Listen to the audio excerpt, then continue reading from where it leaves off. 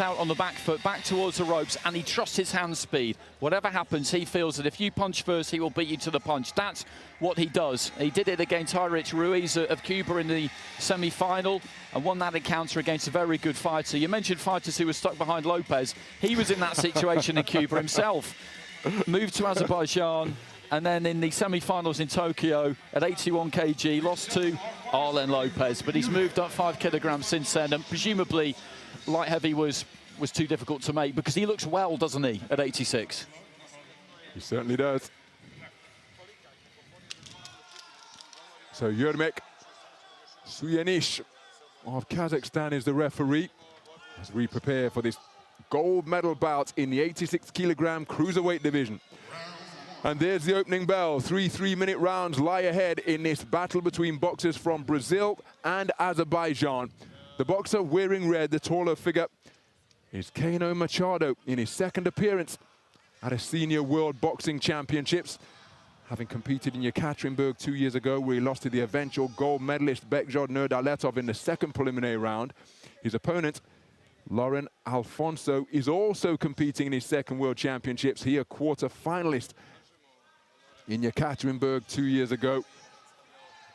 And as mentioned, a brilliant bronze medal, losing to the man who shares a homeland with him, Arlen Lopez, who went on to claim his second consecutive Olympic gold, adding 81 kilogram gold to the 75 kilogram middleweight title he took in Rio 5 years ago.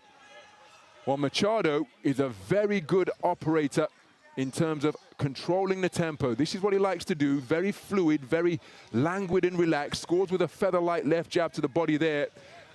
But oftentimes, sometimes in the opening round, but more often than not in the second round, he will start to sit down on his punches and drive in shots to the torso of his opponents to really slow them down. Corkscrew left hand not too far away from Alfonso. He celebrates that. Double jab was a rangefinder from Machado, and it didn't land on the target. But Alfonso is incredibly quick. This is how he often boxes. He often concedes ground, edges back to one of the 4 corners of the roped arena, and then will fire out with a hard right hand to the solar plexus, just like that. It can be straight, it can be turned underneath, but he's content to win a round by landing 3 punches to his opponent's none. Such are his extraordinary reflexes, which allows him to weave out of the way of incoming punches. 2 minutes gone, and it's a fistic game of Tom and Jerry so far on the canvas of the boxing ring. Double jab not too far away from Machado, but again, the feinting continues, and there, triggering into range and scoring with a right jab, which he celebrates by sticking out his tongue, is Alfonso. Machado looking for the left hand. Oh, that's a nice right uppercut on the inside. It brings a grin to the face of Alfonso. He wasn't battling away, wasn't concentrating. Referee didn't say stop or break. And so Machado well within his rights to land that beautiful right uppercut on the inside. Closing seconds of the opening round between these two fluid, loose-limbed boxers, both of whom possess extraordinarily high boxing IQs. Counter right hand was the better shot during that trade-off for me from Machado. But a left jab to the body just before the showboating glance at his abs, saying that the final shot from Machado missed. The last shot of the round landed by the man in blue. Close first round. I happen to think the man in red took it. How did you see the first 3 minutes? There was very, very little in it in terms of punches landed. I'll kind of revert to something you said earlier on, which is that when a fighter throws punches that are easy to see, that can maybe give them a slight advantage. And when Alfonso lands, it is easy to see because he comes in from such a long way out, and he's actually won that first round on a 4-1 split. I think it was very, very tight. He actually held the center of the ring there more than I thought he would, but he still did what he always does, which is stand just out of range and trust those really, really quick hands. I think he maybe knows that if he retreats to the ropes, so Machado's not really going to want to follow him in there. But Machado is being forced to fight Alfonso's fight. It's very difficult not to fight Alfonso's fight. So going to the second round then. Keno Machado, the reigning Pan Am Games silver medalist, who is often so masterful at controlling the tempo of a contest, conceding the first round on a 4-1 split, not really finding the range with his attempted straight punches despite being the taller, longer boxer. And Machado with an eye-catching single right cross once again. He is very economical with his punch output, but his accuracy is incredibly high. Doesn't waste much at all. Has a tendency, at least in contests and tournaments where I've commentated on him, he comes to the ring as the reigning European Games gold medalist from Minsk 2 years ago. But he does have a tendency to fade late in contests, because even though he's not a dynamic, whirling dervish of a boxer, to feint in the manner that he does and pull that core back like that, well, that's fast twitch work all the way, which can be very fatiguing. To body pop and feint in front of your opponent like that can really tax the energy systems. There's a good scoring right cross to the body from Machado. But again, during that flurry of punches from Machado, nothing landed. And during the clinch, neither man is working away. In that posture in the opening round, Machado uncored a nice right uppercut. Counter right hand, a scoring shot again from the man in blue. And Machado, well, I've mentioned the fact that he can go through the gears and start to sit down on his shots and really look to wear out his opponent, but he's not busy enough with his hands here. Approaching 2 minutes gone in the second round. He's scored with some punches, but there has been so much feinting trying to create the opening that in the single shot exchanges, Alfonso has perhaps landed the more eye-catching shots.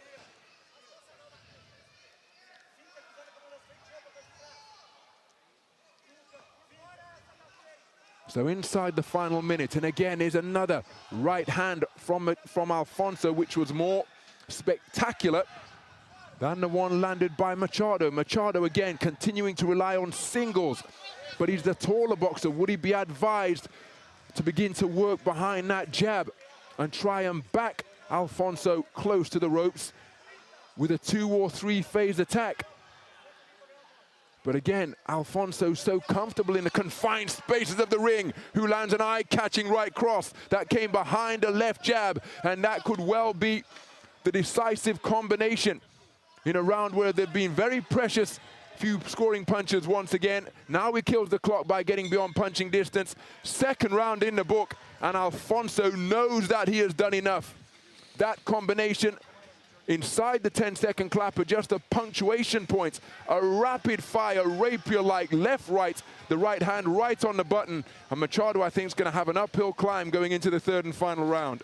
Well, the way that first was scored, you would expect the second to go along similar lines, and it's another split. It's 3-2, and the key point there, the absolutely key point there, is that we've got 3 scores of 19-19. So Machado has got just enough in that second round to make sure that he goes into this third and final round still capable of winning this fight with a 10-9 round win. There's 2 scores of 20 points to 18 for Alfonso, and the other 3, as I say, 19-19. He's a very difficult man to fight, a very difficult man to fight. I've not seen anybody knock him out of his rhythm, and he's had contests against the Russian Boxing Federation and Cuba, and now Brazil. And this is going to be nip and tuck this final round. He can't go gung-ho here, Machado. We know what will happen if he does. He's got to hold his nerve. What a final 3 minutes we have in prospect. The contest is up for grabs between these 2 fast twitch, cagey counter punches. At least that's how they're operating in this contest. That is the preferred approach by Alfonso. Machado is capable of leading the dance. The Olympic Games quarter-finalist at 81 kilograms, losing to the eventual silver medalist Benjamin Whittaker of Great Britain. Off the mark, I'm not sure that Alfonso's single landed either. And Alfonso, you see, it's one shot, then tying his man up. Now, to his credit, Keno Machado is trying to work away in there. And Alfonso is conceding body shots because those digs underneath with the right hand did land on the left-hand side of his torso. Terrific 2-shot salvo once again. Blinding hand speed from Alfonso.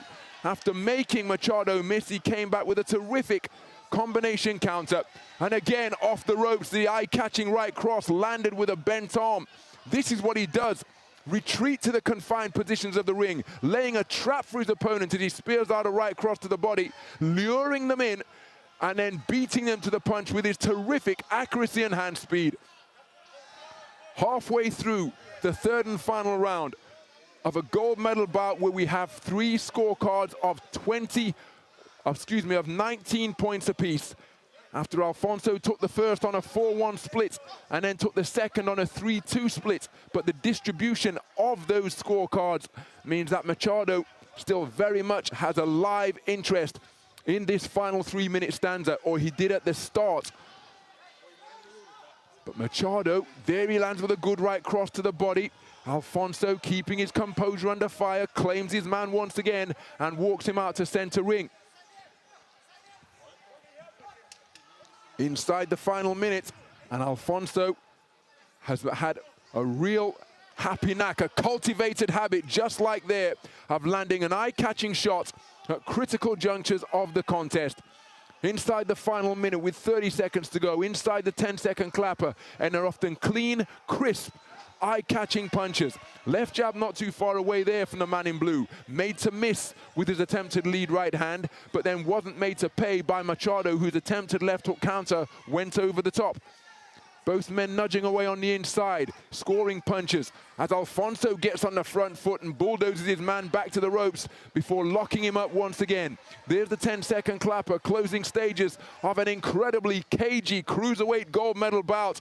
Alfonso kills the clock with raising his right arm, a little shuffle in his own corner, and then performing jumps as though he's on a pogo stick. A warm embrace from his opponent, and in stark contrast, is far more subdued, far less enthusiastic in that blue corner. Alfonso feels that he has done enough.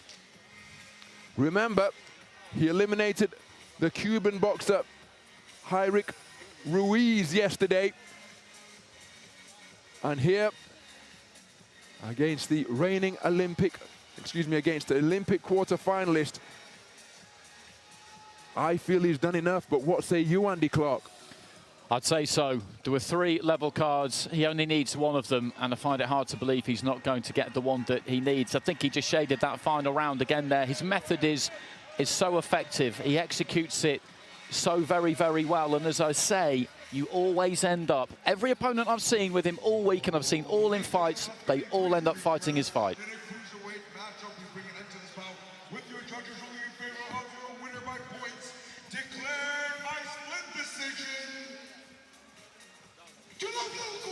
And there is confirmation. A somersault of celebration, followed by some shadow boxing and capoeira from Loren Alfonso Rodriguez. Absolutely delighted at being declared a 3-2 split decision victor over Keno Machado of Brazil, to be crowned as the cruiserweight champion of the world here at the AIBA World Championships in Belgrade. He is absolutely elated, and well he should be. The fighter possessed of incredible reflex, accurate shot selection, and so much nerve to box in that manner, irrespective of the opponent coming at him. Well, all of those attributes have seen him go through to top spots on the medal podium. Keno Machado, he deserves immense credit for what has been a brilliant tournament. 5 contests, winning 4 of them in impressive fashion. But up against Loren Alfonso, just edged out on a 3-2 split. Thrilling final bout in this division. And there's the moment of confirmation for Alfonso. And that was so tight on the cards. He very, very nearly did it there, Machado, because he took that final round 3 cards to 2, and in the end, Alfonso